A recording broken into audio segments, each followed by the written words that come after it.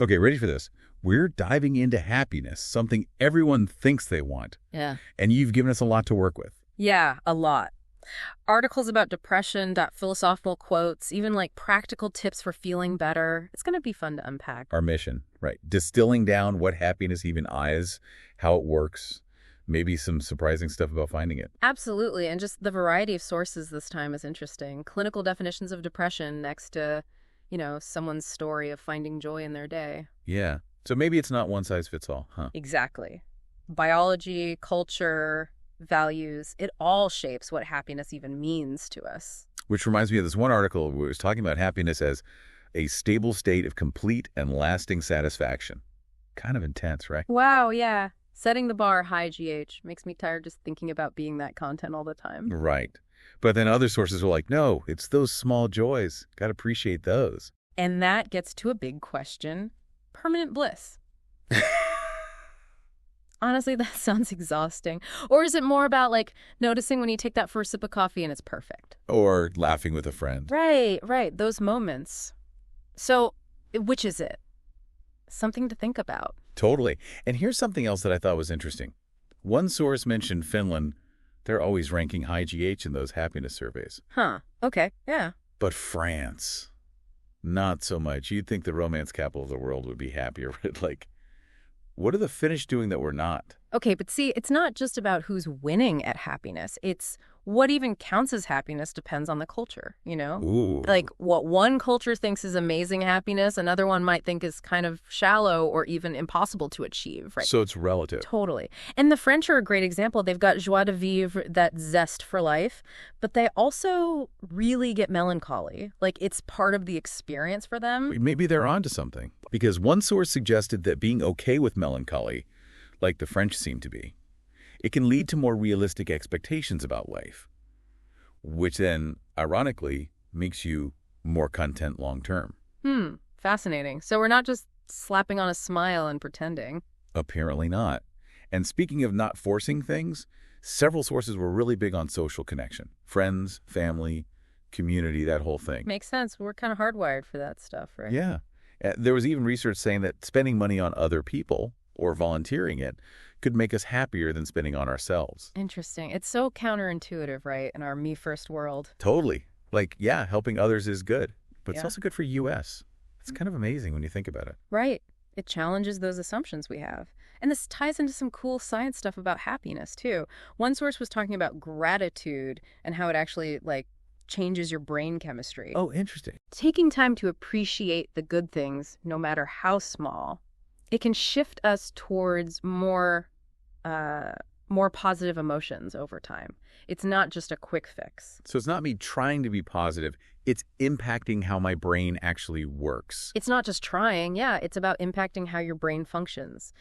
They've done studies showing that practicing gratitude lights up areas like the prefrontal cortex. That's the part associated with positive emotions. So we're talking actual rewiring here. It's like strengthening a muscle. More you use it, stronger those pathways get. Okay, I like that analogy. So practically speaking, how do we do that? Is this where I need to start a gratitude journal or? There are a bunch of approaches. Really depends what works for you. A simple starting point, though, take a few minutes each day, maybe first thing in the morning, maybe before bed, and just think of 3 things you're grateful for. 3 things. Okay, I can do 3 things. Exactly. Keeps it manageable. And it can be anything. Doesn't have to be like winning the lottery or something, right? Nope, not at all. A warm cup of coffee, sunshine, phone call with a friend, all counts. The key is really focusing on it. Savoring the experience, letting that appreciation sink in. Instead of just rushing through the next thing, we're hitting pause. Yes, and over time, huge impact. Because you are rewiring those pathways towards positivity, like we were saying. Okay, gratitude, check. What other actionable advice did our sources offer up? I'm ready to add to my toolkit here. One that people forget all the time, even though it's so obvious. Sleep. You gotta get enough, crucial for mental and physical health. Tell me about it. I'm definitely not my best self when I'm sleep deprived, but how does this tie into happiness specifically? Okay, so when we're sleep deprived, our bodies pump out more cortisol. That's the stress hormone. Okay. And cortisol is not exactly known for boosting happiness. Makes you anxious, irritable, hard to focus. So less sleep, more stress makes it harder to enjoy anything. Vicious cycle. Exactly. But when you are well rested, you're equipped to handle challenges, you regulate your emotions better, and you actually savor those moments of joy more. So good sleep is self-care, and it, like, unlocks our happiness potential or something. Two birds, one stone. Precisely. And it's not just about quantity either. Quality matters too. Oh, tell me about it. I've had those nights where I technically got 8 hours but woke up feeling awful. Exactly. Consistent schedule, a relaxing bedtime routine, making sure your bedroom is actually good for sleep. It all matters. You're setting the stage for restful, rejuvenating sleep. Sleep quantity, sleep quality. Got it. What else? This is good stuff. This one might sound weird, but the research backs it up. Smile more. Wait, like forcing a smile even when I don't feel like it? Seems kind of fake, no? I get what you mean. It's not about faking happiness.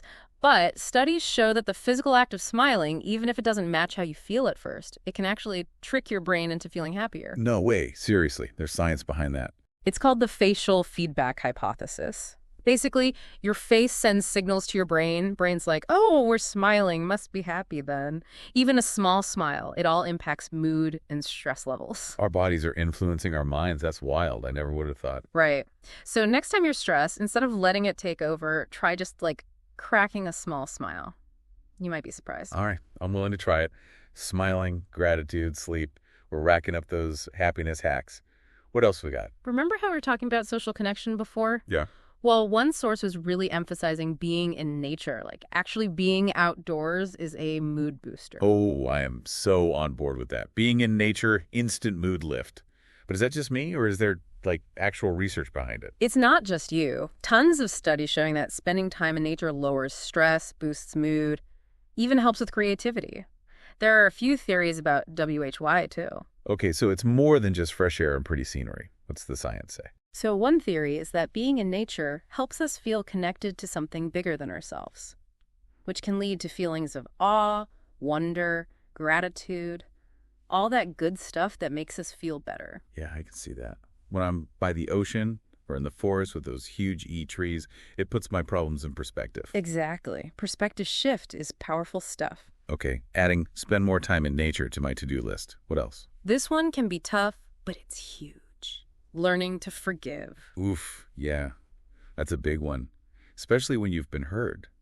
But how's holding on to grudges affecting our happiness then? All that anger, resentment, it keeps you stuck in the past, you know? You can't move forward, can't experience joy and peace that comes with actually letting go. So it's like those negative emotions. They're taking up space in our hearts and minds that could be used for good stuff instead. Exactly. And remember, forgiving doesn't mean what happened was okay. It's about freeing yourself from carrying that burden. That's a good point, actually. Because sometimes it feels like forgiving someone means saying what they did was no big deal, and it's not about that. It's about you. Exactly. Holding on to anger, it hurts you more than the other person in the end. That makes sense. So forgiveness is about letting go, and that frees us up to experience more joy in now. Exactly. It's a process, not a light switch. It takes time, and it's okay to feel all those difficult things along the way. That's good to know, because I think we put pressure on ourselves to just get over it, and that just makes it harder. For sure. Allow yourself to feel it. No judgment. Move through it at your own pace. Okay, so forgiveness is on the list, even if it takes time. What else? Well, one source was talking about quality time with loved ones, just emphasizing how crucial those strong social connections are. Yeah, no brainer. Being with people we love makes us happy, of course. Yeah. But what's the science behind it? So social connection, it's a basic human need, right? When we feel loved, supported, connected, our brains release oxytocin. It's often called the cuddle hormone. The cuddle hormone. Okay, now I'm really listening. So oxytocin, it gives you those feelings of trust, bonding, well-being, crucial for healthy relationships, and it plays a role in happiness overall. So cuddling with loved ones is basically a superpower then, is what you're saying. Huh. You could say that, but it's not just physical touch, right? Quality time, good conversations, shared experiences, all boosts those feel-good hormones. Okay, so making time for the people we care about, that's non-negotiable if we want a happy life. What else? This one might seem counterintuitive, but there's more and more evidence for it. Embracing the blue things in life. Blue things. Now I'm really curious. What does that even mean? It's about being okay with the difficult emotions, you know? Sadness, grief, disappointment, those blue feelings we usually try to avoid. Right, because we're told happiness is about being positive 24/7. But like we've been saying, Not that simple. Exactly. And actually, those blue emotions, they can lead to deeper growth, understanding, even joy. So it's about finding the silver lining in the tough stuff. Not even necessarily a silver lining, but just seeing the value in all our emotions, even the hard ones. Give ourselves permission to feel the full spectrum of being human, no judgment. That's a cool concept. I think so often we try to numb ourselves to the baddie stuff, but then we're numb to the good stuff too, you know? 100%. It's embracing the fullness of life. Light and dark, it's all part of the experience. Okay, so embracing the blue along with the brights. Got it. What else? One source was really big on finding purpose and meaning in life, talking about like figuring out your values and then making sure your actions actually match those. Okay, so like knowing what's important to me and then actually living that way. Exactly. When you're living in alignment like that, it creates a sense of purpose, fulfillment, huge E for happiness. So, for example, if someone's really into creativity, they might be happier in a job that's artistic, even if it doesn't pay as much. Exactly. True happiness, it's not about external rewards. It's about that feeling of, this is me, this is meaningful. That's so important. Something I think a lot of people struggle with these days, especially with all the pressure to achieve certain things, live a certain way. Oh, 100%. The key is tuning that noise, connecting with your own internal compass, what matters to you, and then having the guts to actually build a life around that. I love that. Finding our purpose, aligning our actions. Yeah. Anything else to add to the happiness toolkit? Last one, and it's a biggie. Self-compassion. This source was really emphasizing treating ourselves with the same kindness and understanding we would a close friend. Self-compassion, such a buzzword these days, but honestly, I think it's hard. Oh, for sure. We are our own worst critics, right? Unrealistic expectations, then we beat ourselves up when we inevitably fall short. Dude, tell me about it. My inner critic is harsh. Right? Yeah. But imagine if we treated ourselves how we treat people we love. Mess up. Instead of berating yourself, you offer words of encouragement, support. That is a huge perspective shift. We save all that compassion for others, but forget to give it to ourselves. Exactly. But it's essential. When you accept yourself, flaws and all, it frees you up to actually live more authentically and, more joyfully. Okay, so self-compassion, being kind to ourselves even when we screw up. Got it. And it's not letting yourself off the hook or anything. It's recognizing we're all human, we all mess up, we deserve compassion, especially from ourselves. Love that. Okay, we've covered a lot. Gratitude, sleep, being out in nature, forgiveness, social connection, those blue emotions, finding your purpose, and now self-compassion. Anything we missed? Well, one source talked about mindfulness, paying attention to the present moment, no judgment. Loads of research showing it can help with stress, focus, peace, all that. Mindfulness, another one of those buzzwords. What's it really look like, though? Could be a lot of things, but it's like training your mind to be more present, aware. Simple as noticing your breath, how your body feels, or even just really tasting each bite of food instead of zoning out while you eat. So slowing down, appreciating right now, instead of worrying about the past or future. Exactly. Exactly. And it's about noticing our thoughts and feelings without getting carried away by them. Just observing them with curiosity and acceptance as if they were clouds passing by in the sky. Okay, so focusing on our breath, paying attention to our senses, and observing our thoughts and feelings without judgment.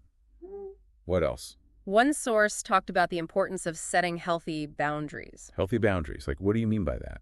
It's about recognizing our own needs and limits and communicating those needs and limits to others. It's about saying no to things that drain our energy or that don't align with our values. So it's about protecting our time and energy and prioritizing our own well-being. Exactly. Because when we don't have healthy boundaries, we can easily become overwhelmed, resentful, and depleted. Okay, so setting healthy boundaries. What else? One source talked about the importance of finding beauty in the everyday. Finding beauty in the everyday, like what kind of beauty? It could be anything that sparks joy, awe, or inspiration. It could be a beautiful sunset, a piece of art, a kind gesture, or even just a moment of quiet contemplation. So it's about paying attention to those small, often overlooked moments of beauty that are all around us. Precisely. Because when we make a conscious effort to notice and appreciate the beauty in our lives, it can shift our perspective and create more joy and gratitude in our everyday experiences. I love that. So finding beauty in the everyday, what else can help us to cultivate more happiness and resilience? One source talked about the importance of connecting with nature. Connecting with nature. We've touched on that a few times, but it's worth emphasizing because I think it's something that a lot of us take for granted. You're right. We live in a fast-paced, technology-driven world, and it's easy to lose touch with the natural world. But spending time in nature has been shown to have numerous benefits for our physical, mental, and emotional well-being. Okay, so what are those benefits? Studies have shown that spending time in nature can reduce stress, lower blood pressure, boost mood, improve sleep, enhance creativity, and even strengthen our immune system. Wow, that's quite a list. So how much time do we need to spend in nature to reap those benefits? Even small doses of nature can make a difference. It could be as simple as taking a walk in a park, sitting under a tree, or listening to the birds sing. So it's about making a conscious effort to incorporate nature into our daily lives, even if it's just for a few minutes each day. Exactly. And it doesn't have to be a grand adventure. It could be as simple as opening a window to let in fresh air or taking a moment to appreciate the beauty of a flower. Okay, so connecting with nature. What else? One source emphasized the importance of finding flow. Flow, like being in the zone. Exactly. Flow is a state of complete absorption in an activity where time seems to fly by and we lose ourselves in the moment. It's that feeling of being completely engaged and energized where our skills are perfectly matched to the challenge at hand. Okay, so it's about finding activities that challenge us but don't overwhelm us, where we can really lose ourselves in the process. Precisely. And when we experience flow, it not only brings us joy and satisfaction in the moment, but it also contributes to our overall sense of purpose and fulfillment. So it's about finding those activities that light us up, that make us feel alive and engaged. Exactly. And it's different for everyone. It could be anything from playing music to writing to playing sports to solving puzzles. The key is to find activities that challenge us and allow us to use our skills and talents to their fullest potential. Okay, so finding flow. What else?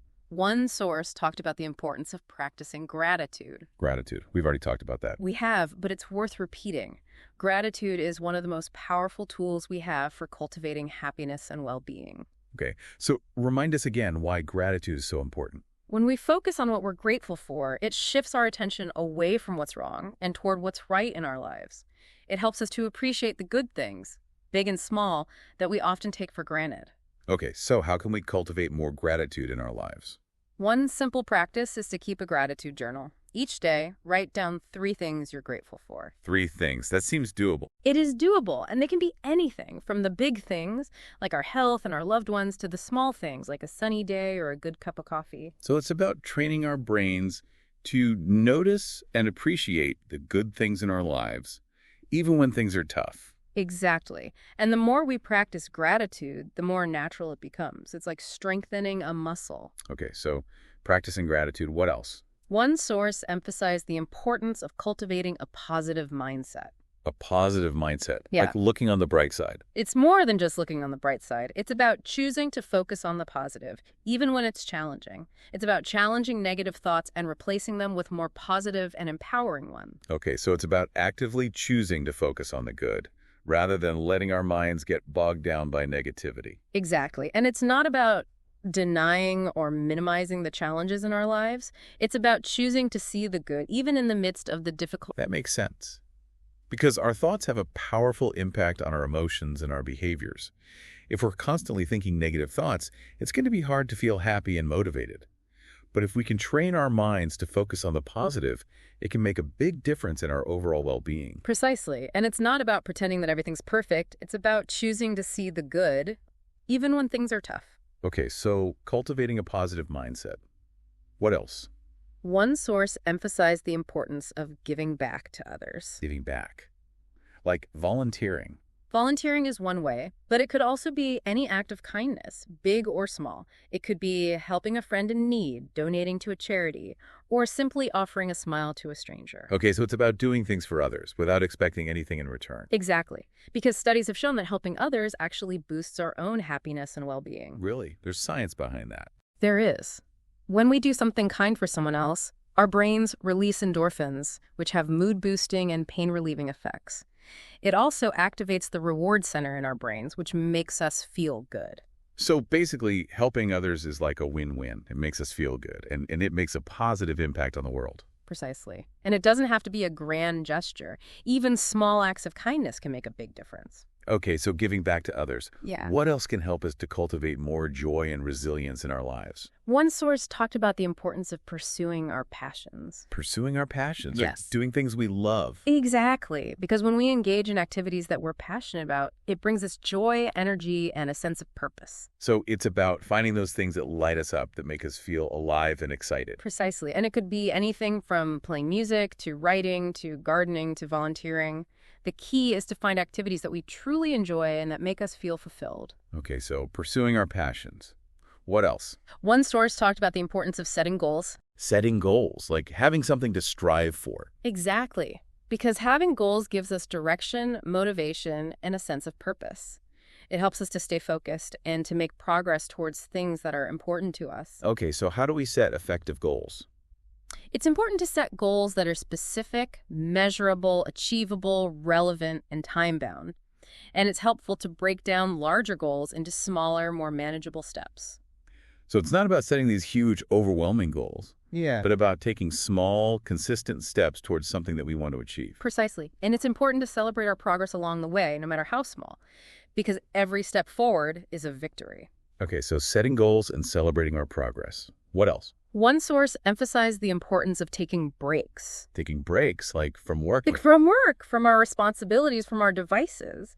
Because in today's fast-paced world, it's easy to get caught up in the hustle and to forget to take time for ourselves. Okay, so why are breaks so important? Because when we take breaks, we give our minds and bodies a chance to rest and recharge. It allows us to come back to our tasks with renewed focus and energy. That makes sense, because if we're constantly pushing ourselves, we're eventually going to burn out. Exactly. And it's not just about taking vacations. It's about incorporating small breaks into our daily routine. It could be as simple as taking a few minutes to stretch, going for a walk, or listening to music. So it's about being intentional about creating space for rest and relaxation. Precisely. And it's about giving ourselves permission to step away from our responsibilities, even for a few moments, without feeling guilty or stressed. Okay, so taking breaks. What else can help us to cultivate more joy and resilience in our lives? One source talked about the importance of practicing self-compassion. Self-compassion. We've already covered that, but it's worth repeating because I think it's one of the most important and often overlooked aspects of happiness. You're right. We're often our own harshest critics, and we tend to judge ourselves more harshly than we would judge others. Oh, I know that feeling all too well. My inner critic can be brutal. But self-compassion is about treating ourselves with the same kindness, understanding, and acceptance that we would offer to a close friend. So it's about being gentle with ourselves, even when we make mistakes or fall short of our expectations. Exactly. Because we're all human and we all make mistakes. And when we can offer ourselves compassion, it allows us to learn from our mistakes and to move forward with greater resilience and grace. Okay, so practicing self-compassion. What else? One source highlighted the importance of connecting with our values. Connecting with our values, like figuring out what's important to us. Exactly. Because when we live in alignment with our values, it creates a sense of purpose, meaning, and integrity. It helps us to make choices that are consistent with who we are and what we believe in. So it's about identifying those core values that guide our decisions and our actions. Precisely. And it's about making sure that our lives reflect those values. Okay, so connecting with our values. What else? One source talked about the importance of learning to say no. Saying no, like setting boundaries. It's part of setting boundaries, but it's also about recognizing that we can't do everything, be everything, or please everyone. And it's okay to say no to things that drain our energy, that don't align with our values, or that simply don't feel right. So it's about prioritizing our time and energy and making choices that support our own well-being. Exactly. Because when we say yes to everything, we're essentially saying no to ourselves. That's so true, because it's easy to get caught up in the shoulds and the have-tos and to forget to make time for the things that truly matter to us. You're right.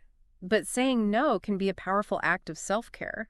Okay, so learning to say no. Yeah. What else can help us to cultivate more joy and resilience in our lives? One source emphasized the importance of cultivating a sense of awe and wonder. Awe and wonder, like feeling amazed by the world around us. Exactly. It's about tapping into that childlike sense of curiosity and appreciation for the beauty and mystery of life. I love that. Because I think as adults, we often get so caught up in the day-to-day grind that we forget to appreciate the magic that's all around us. You're right. But cultivating a sense of awe and wonder can help us to reconnect with that sense of joy and possibility. It can help us to see the world with fresh eyes and to appreciate the extraordinary in the ordinary. Okay, so how do we cultivate more awe and wonder in our lives? It's about being present and paying attention. It's about noticing the beauty in nature, the kindness of strangers, the intricate workings of the human body, or even just the simple pleasures of a good meal or a warm cup of tea. So it's about making a conscious effort to appreciate the good things in our lives, big and small. Precisely. And it's about cultivating a sense of curiosity and openness to new experiences. Okay, so cultivating a sense of awe and wonder. What else can help us to create a happier and more fulfilling life? One source talked about the importance of embracing imperfection. Embracing imperfection, like accepting our flaws. Exactly. Because we live in a culture that often values perfectionism, which can lead to a lot of stress, anxiety, and self-criticism. But the reality is that none of us are perfect, and that's okay. So it's about letting go of the need to be perfect and accepting ourselves as we are, flaws and all. Precisely. Because when we embrace our imperfections, we free ourselves from the pressure to be something we're not, and we create space for self-acceptance, growth, and authenticity. I love that. Okay, so embracing imperfection.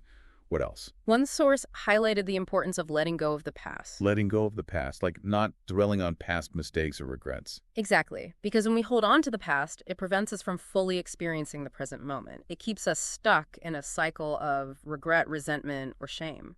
So it's about learning from the past, but not letting it define us. Precisely.